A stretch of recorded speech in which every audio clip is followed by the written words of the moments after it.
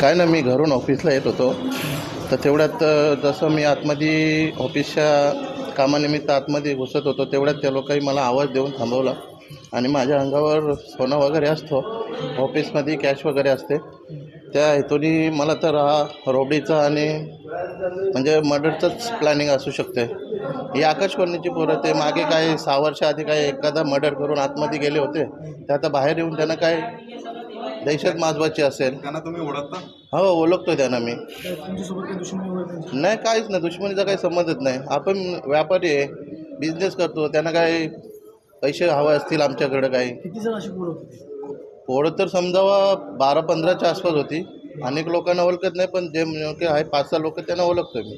काय हत्यार वगैरे काय होतं? हो, हत्यार होतं ना त्याच्याकडे. ते मटण चोराचा एक सुडा होता. बाकी अनेक काही मला काही समजलं नाही, कारण सगळेजण माझ्यावर चालू झाले. आणि काही राईटचे? हो, राईट चालू झाली. आवाज दिला मला ते.